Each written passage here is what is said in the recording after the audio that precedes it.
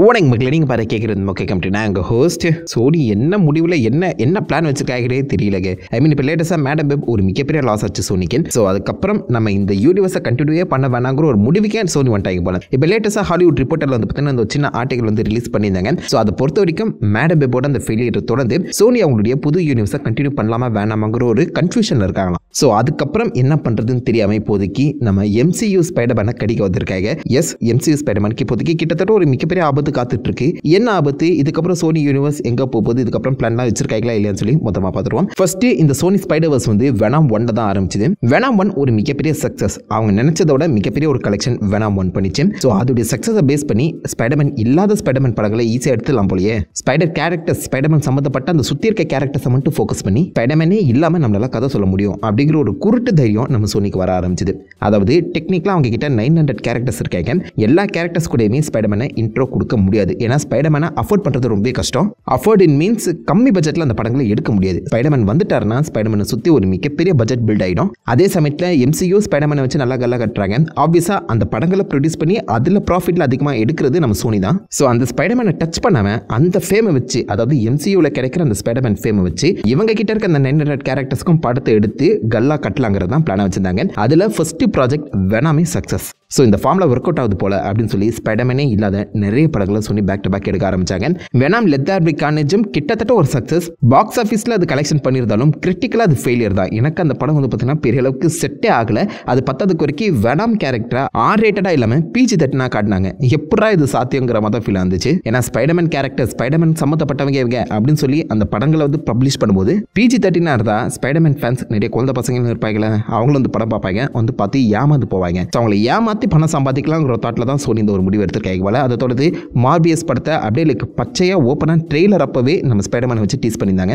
MCUல வரத அதே வல்ச்சரை இந்த பக்கம் இன்ட்ரோ பண்ணி நாங்களும் MCUக்குள்ள தான் இருக்குங்கிற மாதிரி ஒரு மிகப்பெரிய கிளிக் பை பண்ணாங்க. அதெல்லாம் மன்னிக்கவே முடியாதுங்க. அதை தொடர்ந்து மேடம் வெப்பில் ஒர்க் பண்ண எல்லா ஆர்டிஸ்ட் இன்க்ளூடிங் நம்ம சிட்னி ஸ்வினி, டக்கோட்டா ஜான்சன் இவங்க எல்லாருமே நாங்கள் MCUக்குள்ள தான் ஒர்க் பண்ணிட்டு இருக்கோம் போல அப்படிங்கிற ஒரு தாட்டில் தான் வந்து இந்த ப்ராஜெக்டே சைன் பண்ணாங்களாம். சிட்னி ஸ்வினிலாம் ஒரு இன்டர்வியூ அப்போ லைக் நான் வந்து கம்ப்ளீட்டாக MCUக்குள்ள வரது நினச்சி பெருமைப்படுறேன். என்னுடைய ஃபியூச்சர் நல்லா பிரைட்டாக இருக்குது போல. இந்த ஒரு மிகப்பெரிய ஜர்னியில் இன்வால்வ் ஆகிறதுக்கு நான் ரொம்ப சந்தோஷப்படுறேன் அப்படிங்கிற மாதிரி சொல்லியிருக்காங்க. டக்கோட்டா ஜான்சனுமே நானும் மார்வல் ஸ்டுடியோஸ்க்குள்ள தான் வந்து நினச்சேன் அப்படிங்கிற மாதிரி சொல்லியிருந்தாங்க. பட் அவங்களுக்கு சோனி யூனிவர்ஸ்னு புரிஞ்சிட்டு அப்புறம் தான் அவங்க கீழே இருக்க அந்த ஏஜென்சி எல்லாரையுமே ஃபயர் பண்ணிட்டாங்களாம். டக்கோட்டா ஜான்சன் எங்கே கொண்டு வந்து கோத்து விட்டுருக்க பற்றி அப்படிங்கிற மாதிரி. ஸோ அந்த ஆக்டர்ஸே மார்வல் ஸ்டுடியோஸ் கீழே தான் அந்த ஸ்பைடர்வர்ஸ் படங்களை நடிக்க வந்திருக்கோம் அப்படிங்கிற மாதிரி நினச்சி வந்திருக்காங்க. சோனியுமே அப்படி தான் வந்து பாசிபிளி அவங்களை ஏமாற்றி உள்ள கொண்டு வந்தாங்களே என்னமோ தெரில. பட் அந்த படத்தோட அட்டர் ஃபெயிலியரை தொடர்ந்து இப்போதைக்கு அடுத்து வரப்போற கிரேவன் அண்ட் வெனாம் 3ல சில மேஜர் சேஞ்சஸ் பண்ணலாங்கிற ஒரு முடிவில் வந்திருக்காங்களாம். லேட்டஸ்டாக கிடைச்சிருக்க அந்த ரிப்போர்ட் படி இப்போதைக்கு கிரேவன் த ஹண்டர்ல இன்னும் ஒரு ஸ்கிரிப்ட் சேஞ்ச் வந்து நடக்க போதான். வெனாம் 3லயுமே ஒரு ஸ்கிரிப்ட் சேஞ்ச் நடக்கிற மாதிரி சொல்லியிருக்காங்க. அண்ட் மேடம் வெப்போட கண்டிப்பாக இந்த 2 படங்களும் நல்லா இருக்கும், நல்லா இருந்தாகணும் அப்படிங்கிற மாதிரி சோனி ஒரு முடிவில் சில மாற்றங்களை கொண்டு வந்திருக்காங்களாம். அமேசானோட அந்த சில்க் ப்ராஜெக்ட்லயுமே ஒரு மிகப்பெரிய சேஞ்ச் ஓவர் நடக்கிற மாதிரி தெரியுது. ஸோ இதெல்லாம் ஒரு பக்கம் இருந்தாலும் இதோட நிறுத்திக்கலாம். வெனாம் 3யோட இந்த ஸ்பைடர்வர்ஸ் படங்களை நம்ம வந்து முடிச்சுக்கலாம். இதுக்கப்புறம் எந்த ஒரு ப்ராஜெக்டையுமே எடுக்கக்கூடாதுங்கிற ஒரு முடிவுலையுமே சோனி வந்திருக்காங்க போல. டாம் ராத்மேன் தலைமையில தான் டெக்னிக்கலாக இந்த சோனி ஸ்பைடர்வர்ஸ் படங்கள் எல்லாமே ரிலீஸ் ஆகிட்டு இருந்துச்சு. பட் மிகப்பெரிய ஃபெயிலியரை தொடர்ந்து இனிமேல் இப்படி படமே எடுக்கக்கூடாதுங்கிற ஒரு முடிவில் இந்த சோனி ஸ்பைடர்வர்ஸை கேன்சல் பண்ணி, அதாவது கட் பண்ணிட்டு நம்ம டேரக்டா MCU ஸ்பைடர்மேனை ஃபோக்கஸ் பண்ணுவோம். நமக்கு தேவை காசு, அந்த காசை MCU ஸ்பைடர்மேனை வச்சு எடுக்கலாம்னு சொல்லி இப்போதைக்கு MCUவை கடிக்க போயிருக்காங்க.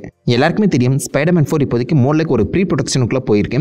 ஸோ இந்த படம் எப்போ வருதுன்னு தெரியல. கெவின் ஃபெய்கே அண்ட் டாம் ஹாலண்டை பொறுத்த வரைக்கும் இந்த ஸ்பைடர்மேன் 4 கிரவுண்டடாக இருக்கணும். அதே சமயத்தில் இன்னும் ஒரு வருஷம் கேப் எடுத்து நிறைய படங்கள் அண்ட் நிறைய ஸ்டோரிஸோட கண்டினியூட்டியை பேஸ் பண்ணி 2026 இந்த படத்தை ரிலீஸ் பண்ணலாங்கிற ஒரு பிளான்ல இருக்காங்க. அதாவது கிரவுண்டடான ஒரு ஸ்டோரி 2026 ஸ்பைடர்மேன் 4 வரும். அண்ட் அது டைரக்டா சீக்ரெட் வார்ஸ் கூட கனெக்ட் ஆகும். இதுதான் கெவின் ஃபெய்கே டாம் ஹாலண்டோட பிளானா இருக்கு. ஆனால் சோனி என்னது இது, நீ இப்படி இந்த கிரவுண்டட்லாம் எடுத்துட்டு இருக்க, ஒரு வருஷம் கேப்லாம் கேட்டுட்டு இருக்க, அதெல்லாம் செட் ஆகாது. இந்த போன படம் நோவே ஹோம் எடுத்து பாரு, ஏகப்பட்ட ஸ்பைடர்மேன் உள்ள வந்தாங்க, கலெக்ஷன் பிச்சுக்கிச்சு. அதே மாதிரி ஒரு மல்டிவர்ஸ் படத்தை எடு, அடுத்த வருஷம் அந்த படம் வேணும் அப்படின்னு சொல்லி பார்த்தீங்கன்னா ரஷ் பண்ண பார்க்குறாங்களாம். அடுத்த வருஷம் நம்ம மார்வல் ஸ்டுடியோஸோட படங்கள்ல லிஸ்ட் எடுத்து பார்த்தீங்கன்னா மோர்லைக் ஒரு 4 படங்கள் 4 சீரிஸும் சொல்லி செம ஸ்டாக்டாக இருக்கு. 10 வரைக்கும் 2025ல மற்ற படங்கள் ஹாலிவுட் படங்களே அவ்வளோ ஸ்டாக்டாக வரப்போகுது.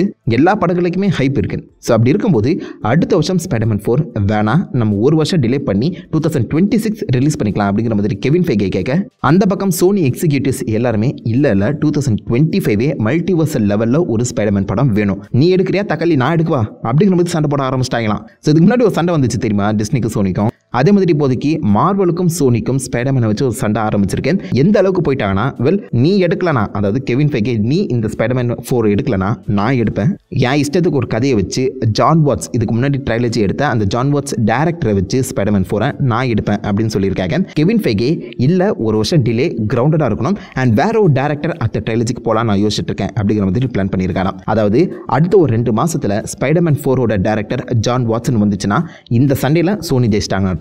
அதுவே 2 மாசம் கேப்ல இந்த ஸ்பைடர்மேன் 4க்கு வேற ஒரு டைரக்டரை கேஸ்ட் பண்ணியிருக்காங்க அப்படிங்கிற மாதிரி ரிப்போர்ட் வந்துச்சுன்னா அந்த சமயத்தில் நம்ம கெவின் ஃபைகே எப்படியோ சண்டை போட்டு ஜெயிச்சிட்டார்னு அர்த்தம்.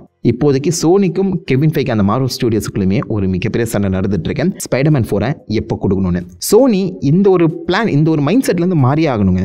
ஏன்னா கண்டினியூட்டி ஒரு மிகப்பெரிய டைம்லைன் ஒரு பக்கம் நடந்துட்டு இருக்கும்போது டக்குன்னு ஊடார போகிறது எனக்கு ஒரு கதை எழுதி கொடு அதுவும் அடுத்த வருஷமே எனக்கு வந்தான்னு சொல்லி ரஷ் பண்ணவே கூடாது. ஒரு ப்ராஜெக்டை ரஷ் பண்ணால் என்ன மாதிரி ஒரு ஃபெயிலியரில் முடியும்னு சொல்லி எல்லாருக்குமே நல்லாவே தெரியும். எந்த ஒரு ப்ராஜெக்ட்டுமே யாருமே ரஷ் பண்ணக்கூடாது. அந்த வகையில் இப்போதைக்கு சோனி மிக முக்கியமான ஸ்பைடர்மேன் ப்ராஜெக்டே ரஷ் பண்ணுறதுக்காக பிளானில் இருக்காங்க. அவங்க ஆல்ரெடி ஒரு 2 பில்லியன் கலெக்ஷன் பார்த்துட்டாங்க.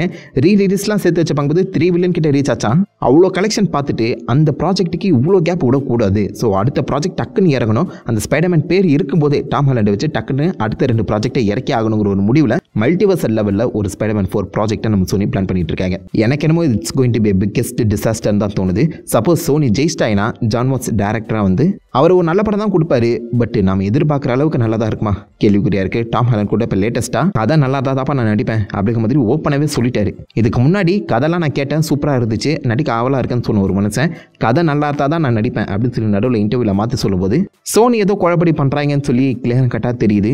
சோனிக்கு பொறுமைங்கிற வார்த்தைக்கு அர்த்தமே தெரியல போலங்க. இவ்வளோ ரஷ் பண்ணி இவ்வளோ அவசரப்படவே கூடாது. அதுவும் ஸ்பைடர்மேன் ப்ராஜெக்டை பார்த்து பக்குவமாக தான் ஹேண்டில் பண்ணும். ஸோ அடுத்த 2 மாதத்தில் பாசிபிளி சப்போஸ் இந்த ஸ்பைடர்மேன் 4 டேரக்டர் யாரும் கன்ஃபார்ம் ஆச்சுன்னா இந்த சண்டையில் யார் ஜெயிச்சா நமக்கு தெரிஞ்சிருங்க. அண்ட் அதோட நிற்க போகிறது இல்லையா டாம் ஹாலண்டை பேஸ் பண்ணி இன்னும் 2 ப்ராஜெக்ட் அவங்க பேக் டு பேக் பிளான் பண்ணிட்டு இருக்காங்களாம். மிக முக்கியமாக மைல்ஸ் மொரால்ஸோட live action movie Amy Pascal இது வந்து ஆல்ரெடி கன்ஃபார்ம் பண்ணியிருந்தாங்க. அடுத்த 2 படங்கள் அதாவது Spiderman 4 and Spiderman beyond the Spiderverse முடிச்சிட்ட அப்புறம் மைல்ஸ் மொரால்ஸோட லைவ் ஆக்ஷனில் தான் ஒர்க் பண்ண போகிறோம்னு சொல்லி ஆல்ரெடி கன்ஃபார்ம் பண்ணியிருந்தாங்க. ஸோ மைல்ஸ் மொரால்ஸ் லைவ் ஆக்ஷனை நம்ம சோனி ப்ரொடியூஸ் பண்ணுறதுமே தாண்டி கெவின் ஃபைகேவும் அதில் ஒர்க் பண்ணணுங்கிற மாதிரி இப்போ சோனி ஒரு சின்ன கண்டிஷன் போட்டிருக்க மாதிரியும் தெரியுது. என்ன மாதிரி கான்டாக்ட் மார்வலுக்கும் சோனிக்கு இருக்குன்னு நம்மளுக்கு புரியலங்க. ஸோ அதன்படி பார்க்கும்போது மேபி லைக் 2-3 ப்ராஜெக்ட்டில் நம்ம கெவின் ஃபைகேவே டேரெக்டாக இன்வால்வ் ஆகலாம் போல. அதன்படி கெவின் ஃபைகே இன்வால்மெண்ட்டோட ஒரு மைல்ஸ் மொராலிஸ் லைவ் ஆக்ஷனும் எங்களுக்கு வேணுங்கிற மாதிரி சோனி கேட்டிருக்காங்களாம். அது மேபி MCUக்குள்ள வருமா இல்லை டாம் ஹாலண்டை வச்சு தங்களுக்கான ஒரு யூனிவர்ஸ் பில்ட் பண்ணுற சொல்லிட்டு இருந்தாங்களா சோனி. ஸ்பைடர்மேன் 4க்கு அப்புறம் Spiderman 5 and 6 Marvel Disney studios தலைமையில் இல்லாமல் அங்கேருந்து பிரிஞ்சு டாம் ஹாலண்ட் இந்த சோனி யூனிவர்ஸுக்குள்ளே வந்துட்டாரு. அண்ட் இங்கே இருக்க மைல்ஸ் மொரால்ஸுக்கு அவர் தான் மென்டராக இருக்காருங்கிற மாதிரி கூட கதையை கொண்டு போகலாம். அதாவது லிட்டரலாக சோனி MCUவில் வந்து டாம் ஹாலண்ட் ஸ்பைடர்மேனை பிரிச்செடுத்து அவருடைய ஃபேமை யூஸ் பண்ணி ஒரு மிகப்பெரிய படத்தை தங்களுக்கு சாதகமாக எடுக்கலான்னு பிளான் பண்ணிட்டு இருக்காங்க. ஸ்பைடர்மேன் படம் எடுக்கடா யாரும் வேணாம்னு சொல்ல, ஆனால் மேடம் வெப் மார்வியஸ் மாதிரி குப்பையை எடுக்காதீங்க தான் சொல்கிறோம். ஒரு நல்ல ரைட்டரை உள்ள போட்டு பக்காவான ஒரு படத்தை ஏன் எடுக்க மாட்டேங்கிறீங்க? ஒரு ப்ராஜெக்டை ரஷ் பண்ணக்கூடாது, அதே சமயத்தில் அந்த ப்ராஜெக்ட் கண்டினியூட்டி இருக்கும்போது அதை மிஸ்யூஸும் பண்ணக்கூடாது. 2-3 ப்ராஜெக்டில் சோனி ஸ்பைடர்மேனோட அந்த ஃபேமை வச்சு கிளிக் பைட் பண்ணியிருந்தாங்க. இப்போ என்னடானா ஸ்பைடர்மேன் வந்து நாங்கள் எடுக்கிற அந்த ஸ்பைடர்வர்ஸ்லாம் செட் ஆகல, அதை கேன்சல் பண்ணிட்டு இருக்க ஸ்பைடர்மேனோட அந்த ஃபேமை யூஸ் பண்ணி இன்னும் பெரிய படங்களாக எடுத்து அதிகமாக காசு சம்பாதிக்க பிளான் பண்ணிட்டு இருக்காங்க. ஸ்பைடர்மேனுக்கான பேரையே கெடுத்துருவாங்கன்னு தான் எனக்கு தோணுது. இதுக்கு பேசாமல் already Tobey Maguire Spiderman 4 amazing Spiderman 3 சொல்லி ஃபேன்ஸ் கேட்டுட்டு இருக்காங்க. அதை கொடுத்தா கல்லா கட்டலாம், இதை சொன்னால் நம்மளை பைத்தியக்காரன்றாங்க. பட் எனிவேஸ் எனக்கு தெரிஞ்ச இந்த மார்வலுக்கும் சோனிக்கும் ஏதோ ஒரு கான்ட்ராக்ட் பிரச்சனை இருக்கும் போல. பிகாஸ் பீட்டர் பார்க்கர் அண்ட் ஸ்பைடர்மேனுங்கிற ஒரு வார்த்தையே அவங்க மேடம் வெப்பில் யூஸ் பண்ணல, எந்த ஒரு படங்களையுமே அவங்க யூஸே பண்ணல. ஸ்பைடர் பீப்புள் அப்படின்னு சொல்லி லைக் எதோ மாற்றி சொல்லிட்டு இருக்காங்க. மேபி லைக் ஸ்பைடர்மேனை பீட்டர் பார்க்கற ஆன்மேங்கிற வார்த்தைலாம் நீங்கள் யூஸே பண்ணக்கூடாதுங்கிற மாதிரி மார்வல் ஸ்டுடியோஸ் கான்ட்ராக்ட் போட்டிருப்பாங்களோ என்னமோ, அதெல்லாம் சுத்தமாக ஐடியாவில். அப்படி போட்டிருந்தாங்கன்னா எதுக்கு இந்த ஸ்பைடர்மேன் கேரக்டர்ஸை கிளிக் பைட் பண்ணணும்?